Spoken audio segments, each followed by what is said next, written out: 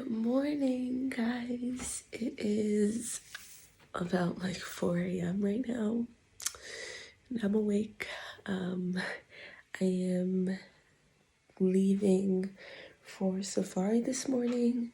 My flight is at 7 a.m. Still within Botswana, but I'm flying from Gaborone to Maun. And then from there, I have to take another charter flight to a smaller airstrip and then road transfer to the actual lodge where I'll be staying. So I am really excited, but I'm also very tired. I don't know why the flight had to be at 7 a.m., but what can you do? So yeah, I'm already dressed. I'm just about to have some breakfast and just kind of relax and wait before my cab gets here to take me to the airport. So yay, safari time.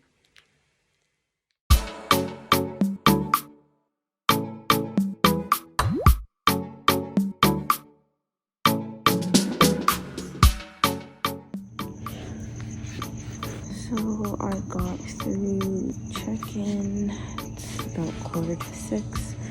My boarding is at 6:30 for my flight that leaves at 7 a.m. I am feeling the tiredness now, but I'm here and I got through. I feel like I'm always so nervous, literally. Prior to checking into any flight, I'm just always anticipating the worst possible thing, but got through with no problems. It's a really small airport, and now just I'm gonna sit here at the gate and wait to board. I'm excited. So I was really early. I didn't realize boarding was only 30 minutes before the flight time, and we actually didn't even end up boarding until about 6:45 for a flight that still somehow left on time at 7. Nobody really seemed worried about it anyways. Everyone was kind of still very nonchalant and taking their time. So either way, we got on the plane and it was fine.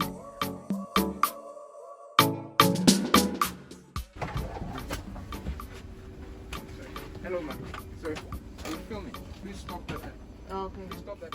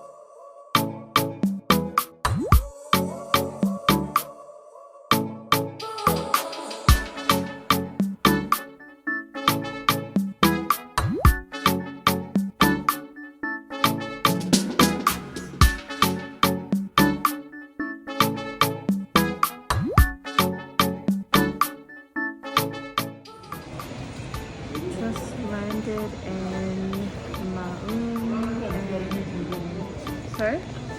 I got to sit for all of 5 seconds and then it was time to head to my charter flight.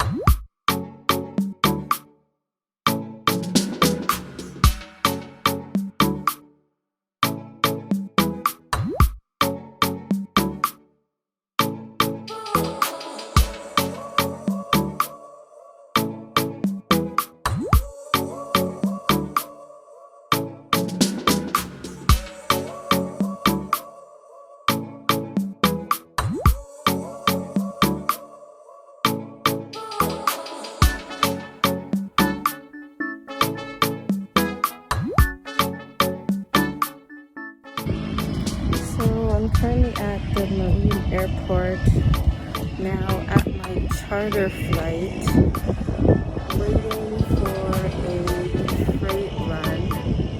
So it's gonna be a couple of minutes, but it's like a super tiny flight. So there's only 3 people, including the pilot. So it should be interesting. I've never been on a plane this small. Yeah, good times. But then I'll go to Dinaka, and then I'll have a road transfer to the lodge.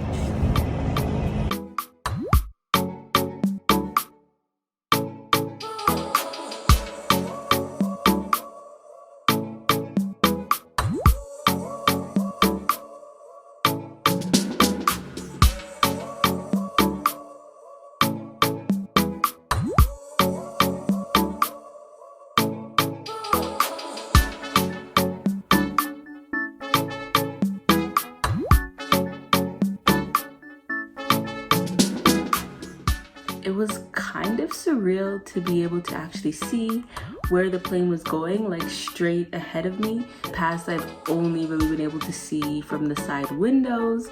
I actually really liked it.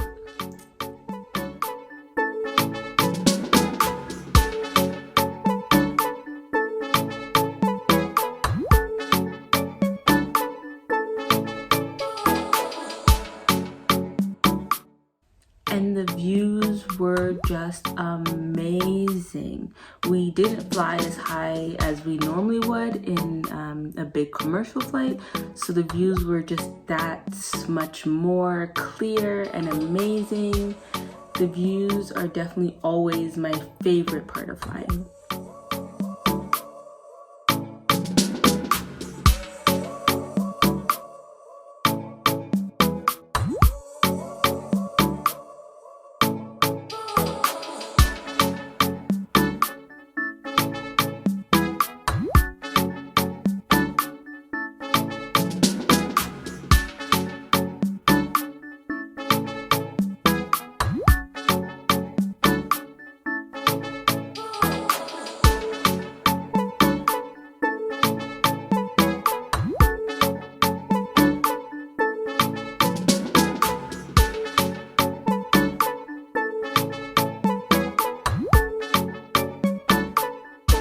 And the flight was actually a lot smoother than I would have expected given the plane's size, so I was definitely happy about that. And we made it to the Central Kalahari Game Reserve safely, which was about a 30-minute flight from the Maun airport.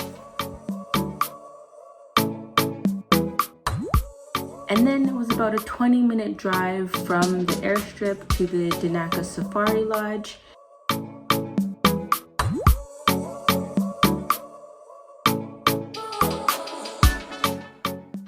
If you've ever looked at pictures of the Central Kalahari Desert, this probably doesn't look much like you'd expect. You'd probably be expecting something more like this. But there has been unprecedented rain in Botswana over the last couple of months, which means the grass and plants have grown a lot more than you would expect.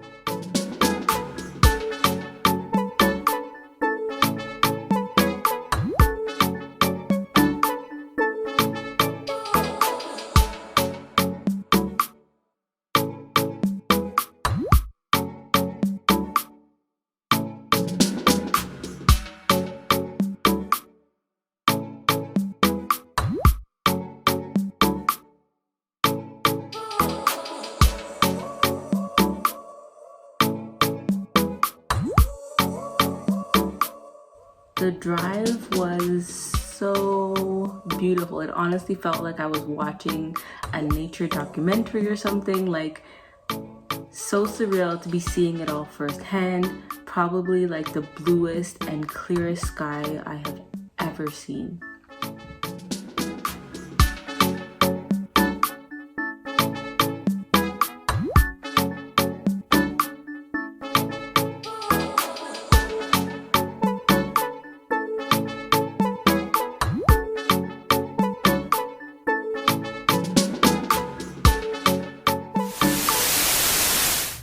I made it. So I am now in my room. When I first arrived, we had lunch, and then just kind of hung out with the guides, and I am literally the first visitor since they've opened back, since December of 2020, and I am the only guest. So I will be getting the royal treatment for the next 2 days while I'm at the Dinaka Lodge, which is amazing. So it's basically whatever I want, whenever I want. So it should be good and interesting. It's about just before 1 p.m. right now. And your girl's tired. I am tired. So they have high tea at about 3:30. So I am literally about to take a nap for 2 hours, and then I will wake up and then go have high tea and then do an afternoon activity. Not sure what that's gonna be yet. And then come back and there will be pre-dinner drinks, and then dinner. Also, Botswana lifted its alcohol restriction as of the beginning of March, which I did not even realize until today. So I had 2 glasses of wine at lunch, and I'm definitely feeling it already, especially after not drinking for the last 2 months. So yeah. Anyways, I'm gonna go and take my nap and then take it from there. So this is my room, guys. It's so cute and has really good views right outside the door. When we first walked up, there was a group of like 4 or 5 impalas just grazing, like literally right out front, which was really cool. So we walk in, there's a desk, some seating and stuff, water, and this nice huge bed. And I just love the nice high roof and beams. There's just something so calming about the room.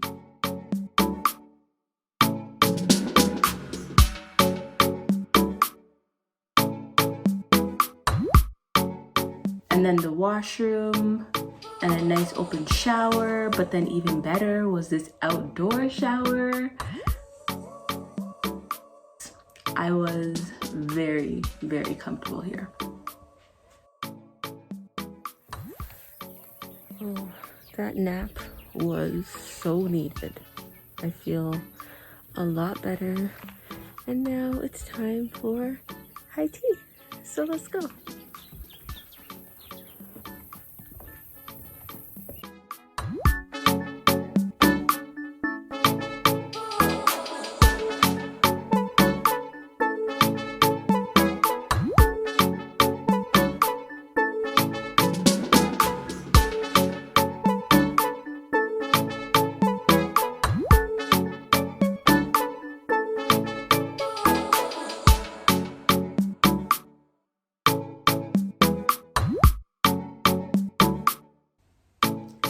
And then here's the main lounge and dining area, nice and open with great views from literally everywhere. So many comfy places to relax and lounge before or after your activities or meals.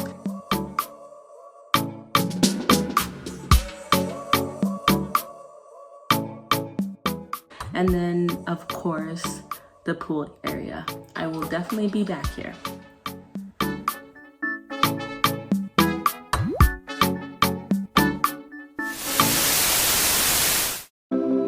So we started our game drive, and the first animal we seen were these kudu's, which were grazing a bit back in the bushes. You can't really tell here, but these things are actually pretty huge. Here's a better look at them. The kudu is a species of antelope that is considered one of the stateliest animals in Africa. The males have these long spiral horns, which are really just kind of mesmerizing. They also have really good eyesight and prefer to spend their time in bushy areas for shelter. And also, you definitely would not think so given their size, but they are really good jumpers and can jump more than 2 meters.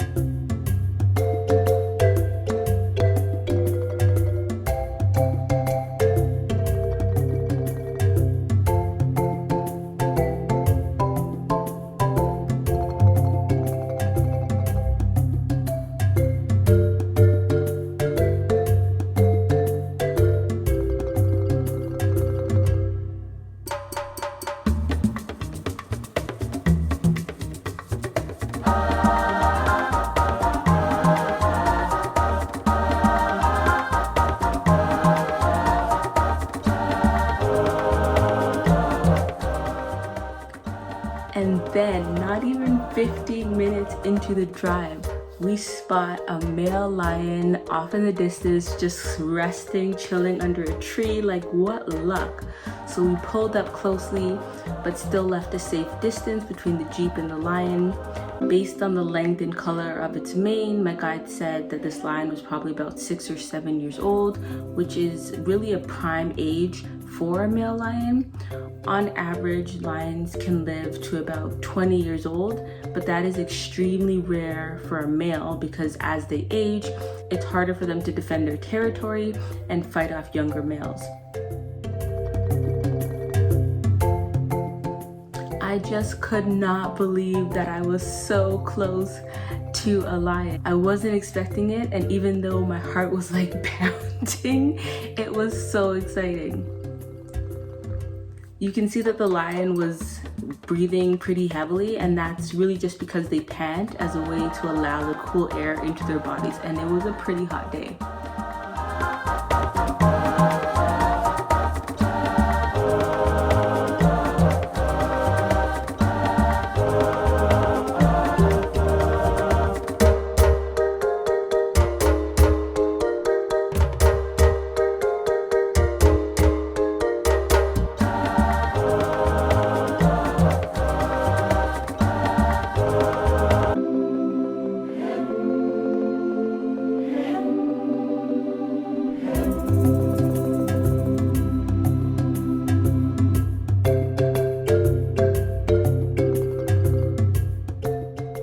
As we were driving around to get a better angle, we spotted another male lion just relaxing like quite comfortably in a bush. Like he was just sprawled out, completely unfazed by us, and barely even bothered to raise his head to see what was up.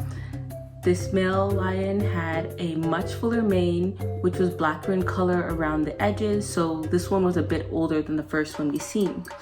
And it turns out that these are two brother lions, which the camp was really familiar with. They just call them the brothers or the bros. These two lions had grown up around the area, so they were already really familiar with the Jeeps and the noise of the engine, which explains why they were so unbothered by our presence. They just see the Jeep as one big object that comes and goes now and again, but my guide was very clear that if you were to reach or step out of the vehicle, they would instantly see you as a separate thing and most likely prey. So when lions are about 3 years old and start to show their manes, their fathers start to get intimidated by them, so he chases them away from the pride. So those males have to go out and establish their own prides and find females to mate with. Normally, the male lions will go off on their own. However, sometimes, especially if they are coming from the same pride, meaning they are brothers, they will form what is called a coalition and actually stay together because it will be easier than going off on their own. Even though they are working together, one always has to retain dominance though, which is normally the older one.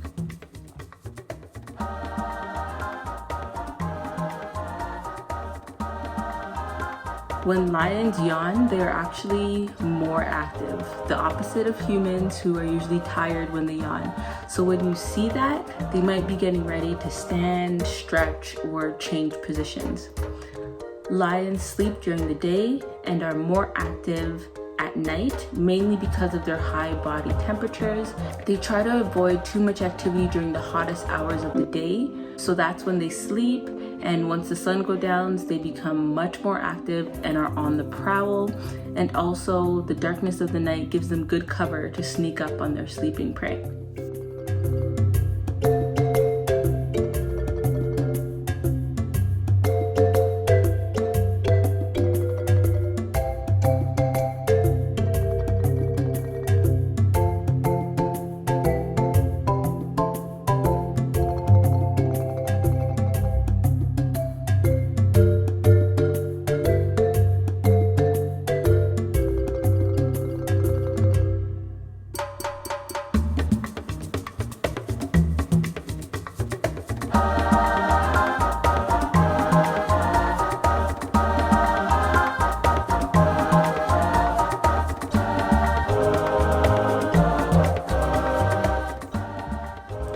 You can tell he got pretty annoyed with us watching him, so he kept turning away. He was definitely over us. So we decided to just let him be.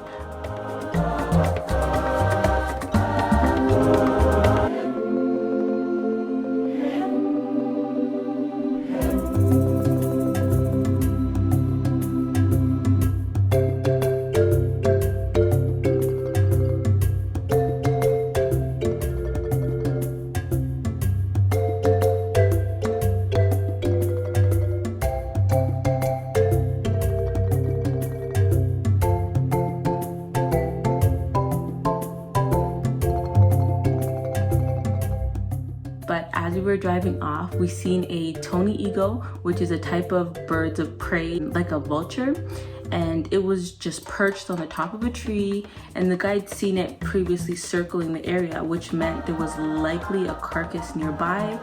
So we decided to just drive into the area where it was circling, and we were not disappointed.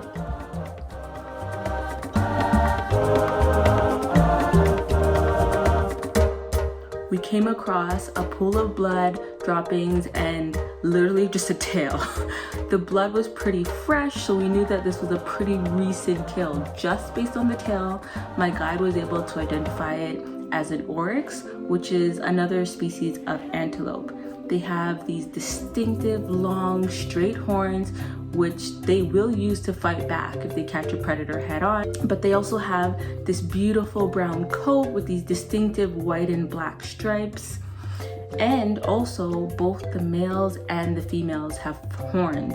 The females' horns are just normally longer and thinner, and the males are shorter and thicker.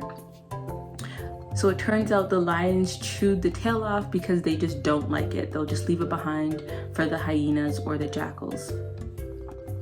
Then just to the left of the scene, in a bush, we found the rest of the carcass. It was actually quite gross, but really exciting to witness. Once a lion makes a kill, it will take them some time to fully finish the meal.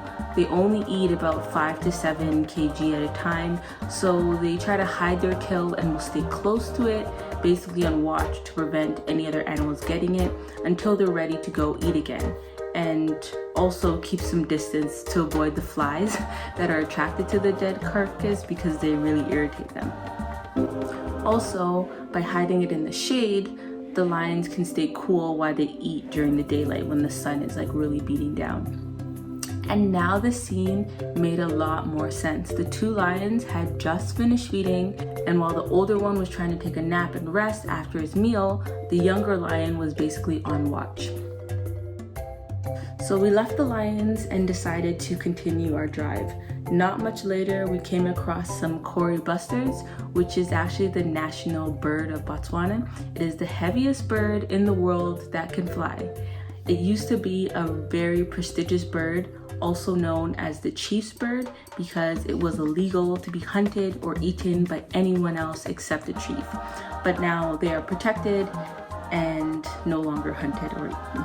Then we came across an open field where we seen 2 springbok, an impala, and a couple jackals just hanging out. A springbok is a type of gazelle only found in dry areas. Although they will drink from watering holes, they don't need to because they have actually learned to smell the water in the roots underground and will dig to reach them. Also, both the male and female springbok have horns as well, which you can differentiate by their thickness. Impalas are a type of antelope that are normally found in herds. It seems here this one was staying close with the springbok for protection because there's safety in numbers. The more eyes to observe, the less likely for a predator to sneak up on you. And then we have the black-backed jackals, which get their name from the black color of their backs. They are almost always found in a pack and are very territorial. They also mate for life and have one of the most amazing alarm calls.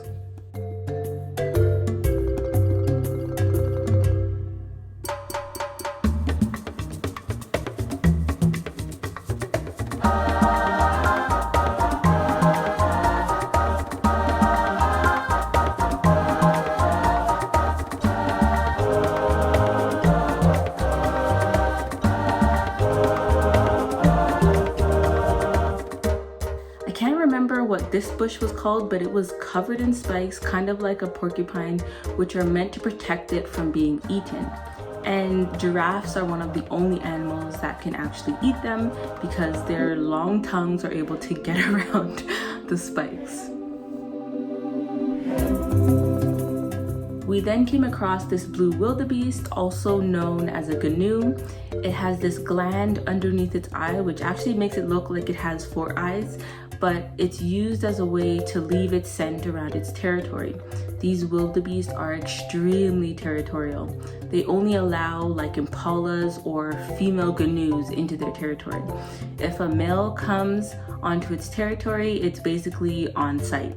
They are always on guard, and they also have really bad eyesight. They only can see like basic shapes, so they rely heavily on their sense of smell and hearing.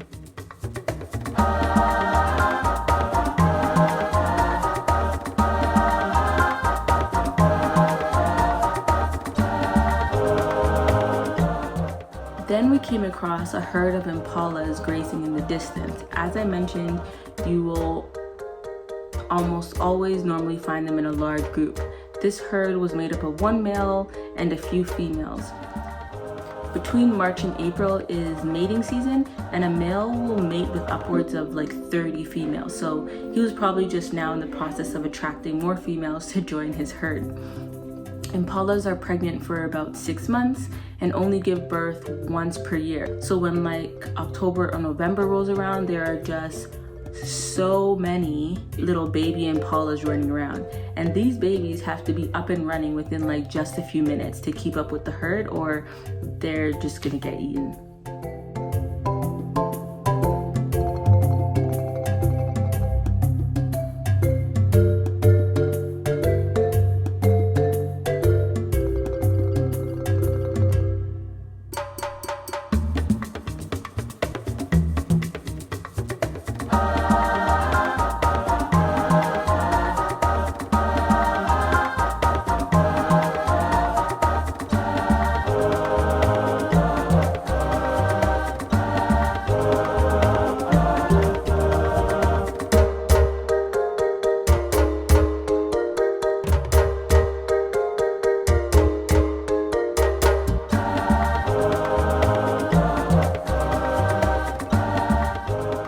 And then just before we were getting ready to stop for our sundowner drinks, before the sunset, we came across another group of canoes right at this watering hole. It was so much easier to see them here outside of the bushes and realize just how big they are. And I just love their little gallop and turn before they run away.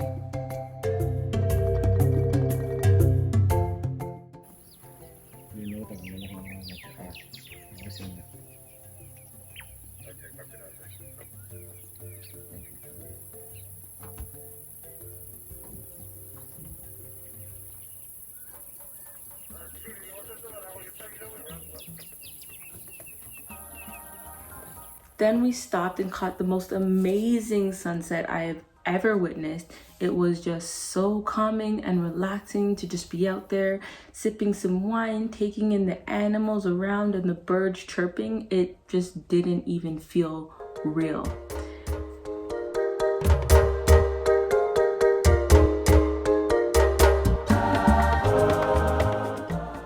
And then it was time to head back towards camp. As the sun set, all we had were the car's headlights and a spotlight to guide our way. As we drove, the guide uses the spotlight to watch for the reflection of the animal's eyes. So the eyes of the nocturnal animals like lions will be red, so it's easier to spot them in the dark. We then came across the spot where we had found the oryx carcass earlier and decided to take a look and see if maybe the lions were there. I mean, it was only dark and just us two trying to find some lions. What was the worst that could happen? So we turned off the road and went searching in the bush, and to our luck, when we pulled up, we seen the younger male lion feeding. He definitely was not pleased again that we were there and swiftly pulled his meal further into the bush so we couldn't bother him, but it was amazing.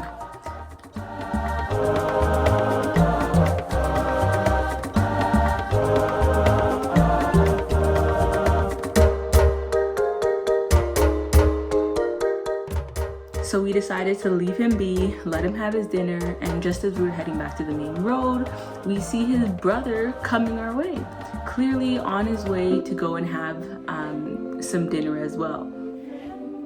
Finally, I was able to see him up close since he was resting earlier.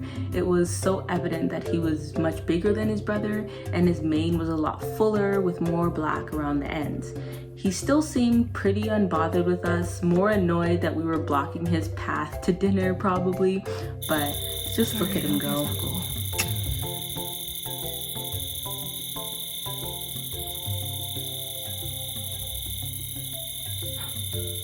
Huge.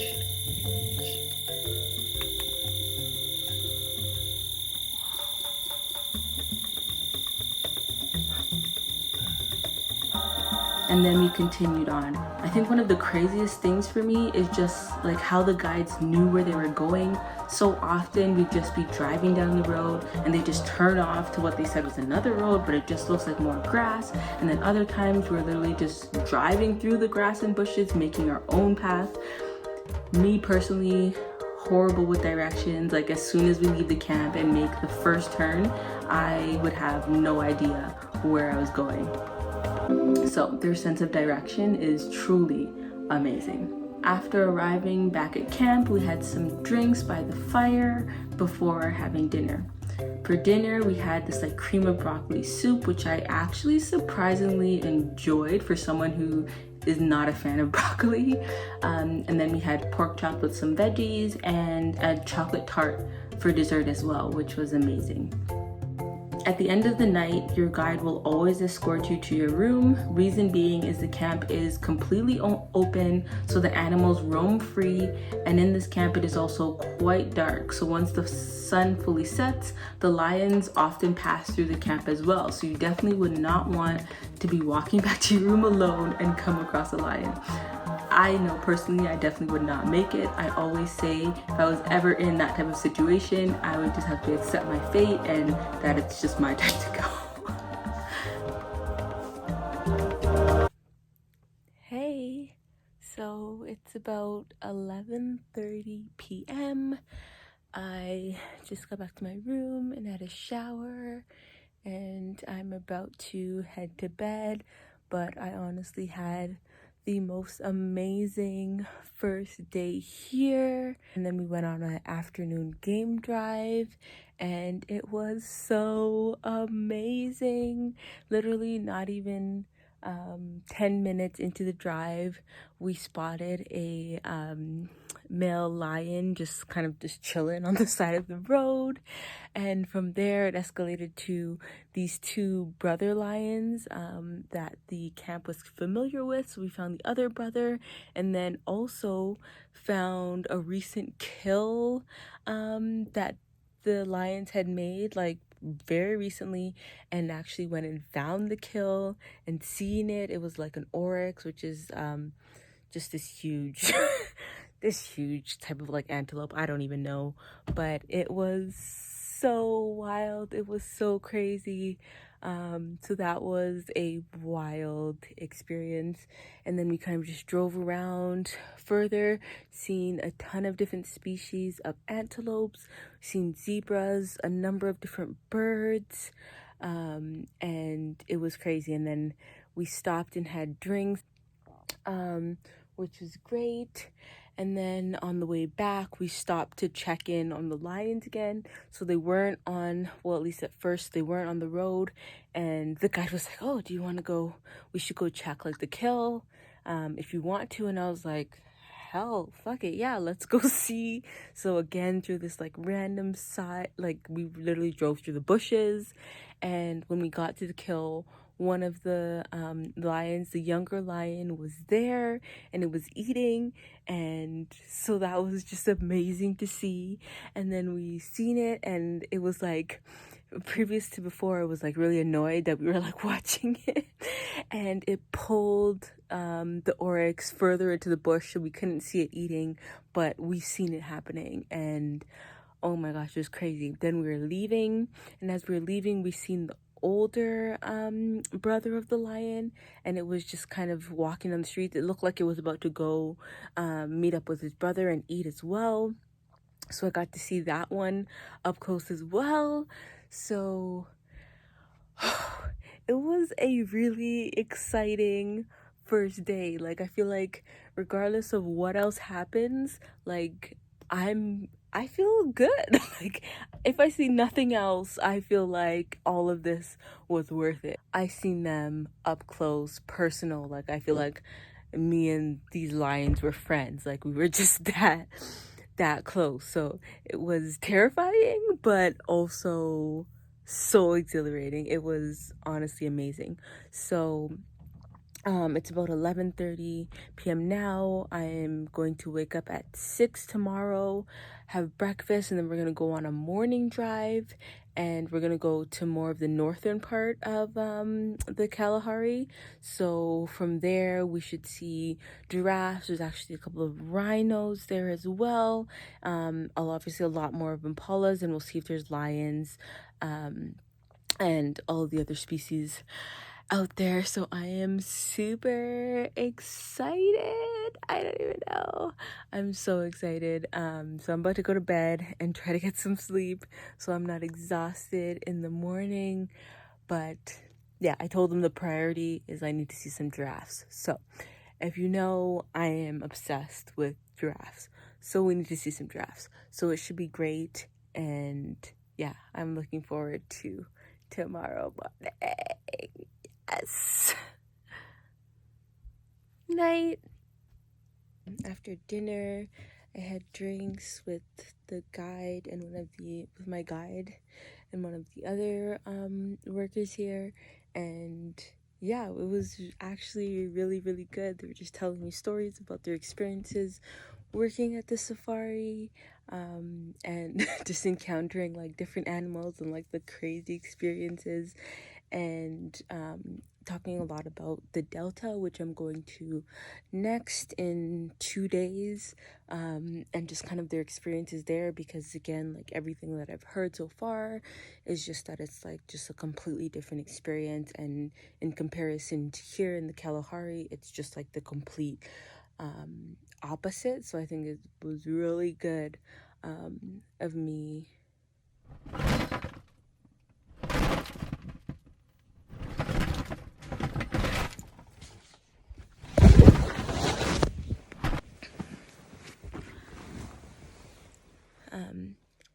Sorry. So the power actually just cut out, so they use generators. So overnight they cut out the power, and I guess my time was up. Luckily I was already ready for bed. So sorry, I was just saying, so I was just kind of just hanging out with the guides, and they were telling me a lot of stories, and it was actually really, really good. I had a lot of fun, heard a lot of things, whether or not they make me more comfortable or more concerned about going there, and the trip there, but I'm actually just like really excited for the experience and what's coming next. So yeah, I feel really good and I feel really excited, and I'm really happy that I did this. So yeah. Okay, now I'm actually gonna go to bed.